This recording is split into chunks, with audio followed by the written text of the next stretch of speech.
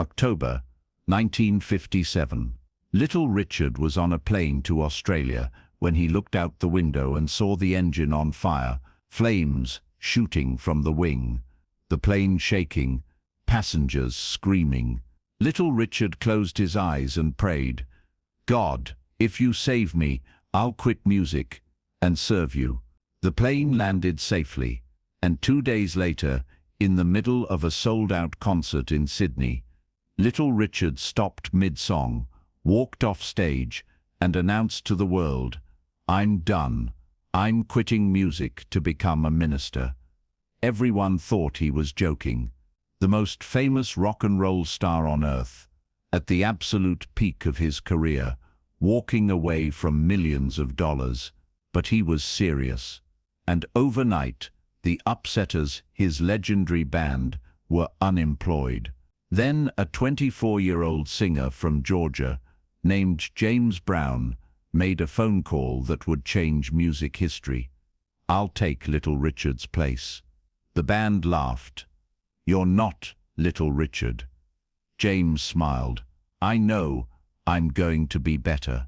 To understand how shocking Little Richard's decision was, you have to understand where he was in 1957. Little Richard Penniman was the biggest thing in rock and roll, bigger than Elvis in some circles, bigger than Chuck Berry.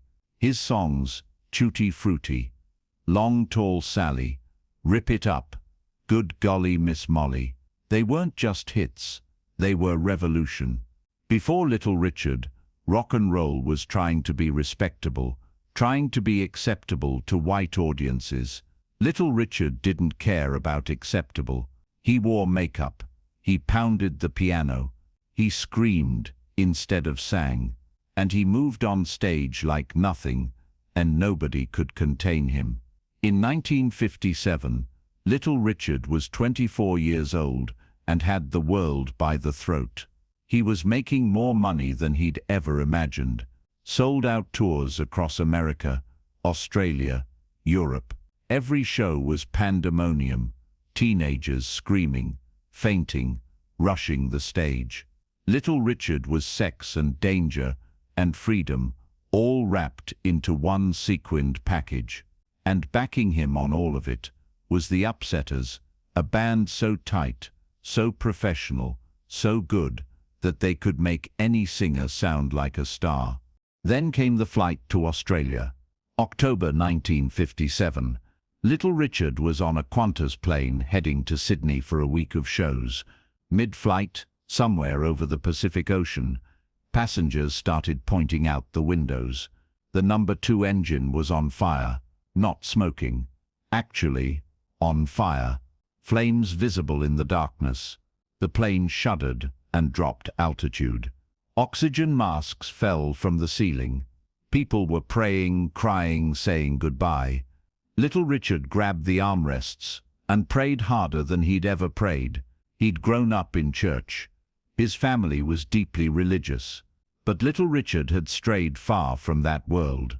The lifestyle of a rock star, the women, the parties, the excess, it wasn't what his mother had raised him for. And in that moment, with the engine burning and death feeling very real, Little Richard made a deal with God. "If you save this plane, if you let me live, I'll quit music. I'll serve you. I promise." The plane landed safely in Sydney. Emergency landing, fire trucks waiting. But everyone walked away. Little Richard kissed the ground when he got off that plane. And he knew what he had to do. But he had shows scheduled. Sold-out shows. Thousands of people had bought tickets. The promoters were expecting him. So Little Richard went through with it. For 2 nights he performed like nothing had happened. The Upsetters noticed he seemed different, quieter backstage, less wild on stage, but they figured he was just tired from the flight. Then came the 3rd show. October 12, 1957. Stadium packed with 8,000 screaming fans. Little Richard was in the middle of Long Tall Sally, one of his biggest hits. The crowd was going crazy. The Upsetters were cooking. Everything was perfect. and Little Richard stopped singing.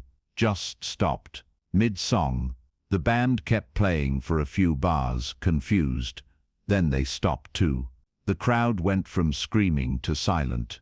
What was happening? Little Richard walked to the front of the stage. He grabbed the microphone, and he said words that would shock the music world. "I am through. I am leaving show business to go back to God." The crowd thought it was a joke. Some people laughed. Others waited for the punchline. But Little Richard wasn't joking. He took off his rings, expensive, flashy rings he wore on every finger, and threw them into the crowd. Then he walked off stage. The upsetters stood there, instruments in hand, completely confused. The crowd was in chaos.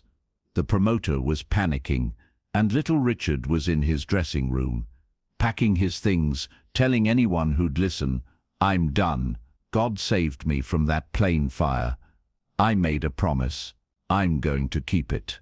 Within 24 hours, the news spread worldwide. Little Richard quits music. Headlines in every paper. Radio stations announcing it. Like a death. Fans devastated. And the upsetters, one of the best bands in rock and roll, suddenly had no frontman, no income, and no future.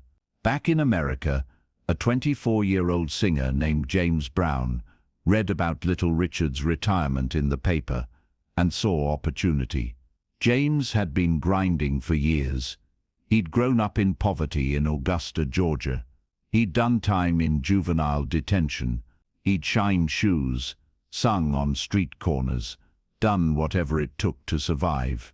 In 1956, he'd finally gotten his break, a record deal, and his first single, "Please, Please, Please, Please, Please, Please," was a regional hit.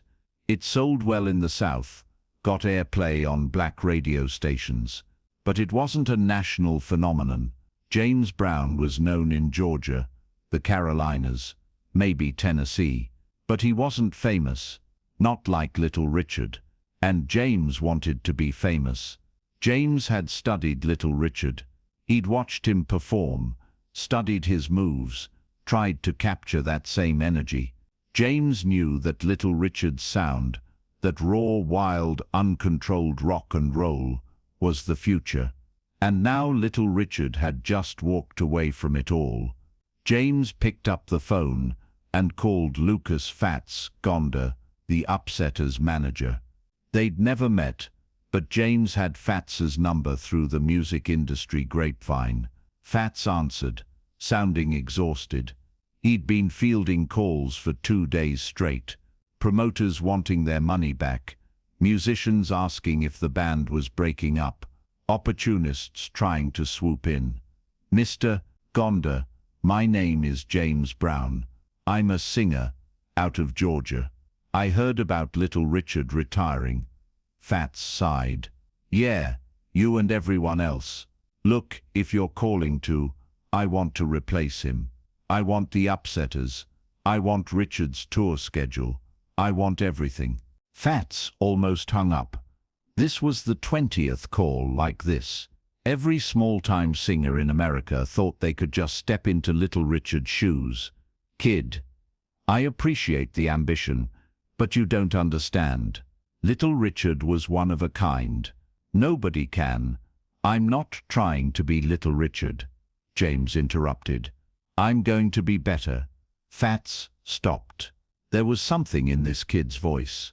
Not arrogance exactly. Certainty. "Better than Little Richard. You understand what you're saying?" "Yes, sir. Better than Little Richard. I'll work harder than he ever did. I'll never cancel a show. I'll never quit on you. And I'll take this music places Richard never imagined. Give me one show. If I don't deliver, you never hear from me again." Fats thought about it. The Upsetters needed work. They had bills to pay, and this James Brown kid sounded hungry. Hungry was good. Hungry meant he'd show up, put in the work, not pull any diva nonsense. "All right. One show. Next week. Atlanta. Small venue. You bomb. That's it. I won't bomb. We'll see. When Fats told the upsetters that some kid named James Brown was going to audition as their new front man, the reaction was mixed. The drummer, Charles Connor, had heard of James. He's got that song, Please, Please, Please. It's all right, but he ain't Richard. The saxophonist, Lee Allen, was more skeptical. Nobody's Richard. We should just break up the band. This ain't going to work. But Fats insisted. We got bills. This kid says he can deliver. Let's see what he's got. The audition show was at a small club in Atlanta, maybe 200 people. Most of them were there because they'd heard the upsetters were performing, hoping Little Richard might surprise them and show up. When James Brown walked on stage instead, you could feel the disappointment in the room. James looked at the upsetters. They were judging him. He could see it in their eyes. He looked at the crowd. They were already checking out. And James felt something he'd felt many times before. The need to prove himself, to show everyone they were wrong, to doubt him. James grabbed the microphone. I know you came here hoping to see Little Richard. I'm not Little Richard, but I promise you this, when I leave this stage tonight, you won't be thinking about Little Richard anymore. The band started playing. James launched into Please, Please, Please, his one hit. The crowd was polite, but not excited. James could feel them slipping away, so he did what he always did. When he felt a crowd losing interest, he worked harder. He started moving. Not Little Richard's moves. James had practiced enough to know that copying Richard would be a mistake. James did his own thing. He spun. He dropped to his knees. He popped back up. He worked every inch of that stage like his life depended on it, because in a way it did. The upsetters noticed something. This kid wasn't just talented, he was desperate. Desperate in a good way. He wanted it more than anyone they'd ever seen. More than Little Richard? Maybe, because Little Richard, for all his talent, had always treated music like something that came naturally. James Brown treated it like war. By the end of the first song, the crowd was paying attention. By the third song, they were cheering. By the fifth song, they were on their feet. James performed for 2 hours straight, longer than Little Richard ever did. He didn't take breaks. He didn't save energy for an encore. He gave everything, every second, like each song might be his last chance. When James finally left the stage, he was soaked in sweat, breathing hard, barely able to stand. The upsetters looked at each other. Charles Connor spoke first. He's not Little Richard. Lee Allen nodded. No, he's not. Fats waited for them to say it was over, that they should keep looking. But then Charles smiled. He's not Little Richard. He's something else. Something maybe better. That kid just worked harder in 2 hours than Richard worked in a year. The upsetters offered James the permanent spot. Not as Little Richard's replacement, as their new front man. James accepted immediately, but he knew the real work was just beginning. Because now he had to do this every night. In every city. In front of every crowd who came, hoping to see Little Richard, and got James Brown instead. The first few months were brutal. Show after show, crowds would boo when they saw James instead of Richard. People would walk out. Promoters would demand their money back. The upsetters would get discouraged. But James never did. Every hostile crowd became fuel. Every boo became motivation. James developed a routine. If a crowd was cold at the start, he'd work twice as hard. If they wanted Little Richard, James would give them something Richard never could. Absolute, relentless, non-stop energy. He'd do shows where he'd perform for 3 hours, where he'd change outfits 6 times, where he'd dance so hard his shoes would fall apart. Slowly, the crowd started to change. They'd come hoping for Little Richard, But they'd leave talking about James Brown. Did you see what that kid did? He doesn't stop. Little Richard was great, but this guy is something different. By 1958, a year after taking over the Upsetters, James Brown was no longer known as the guy who replaced Little Richard. He was James Brown, the hardest working man in show business, the man who would become the godfather of soul. Years later, someone asked James about that moment. The phone call to Fats Gonda, when he said he'd be better than Little Richard. "Did you really believe it?" they asked. "Or were you just trying to get the job?" James didn't hesitate. "I believed it, not because I thought Richard wasn't great. He was, but I knew something Richard didn't know. I knew that talent wasn't enough. You need hunger, you need desperation. You need to want it so bad you'll die on stage, if that's what it takes." Richard had talent. But when that plane caught fire, he chose God. That's fine. But I chose music. And I was willing to give music everything. That's the difference. Little Richard never regretted his decision. He became a minister, served his faith, came back to music years later, on his own terms. But in October 1957, when he walked off that stage in Sydney and threw his rings into the crowd, he left a vacancy, and James Brown didn't just fill it. He expanded it into something bigger than Little Richard ever imagined.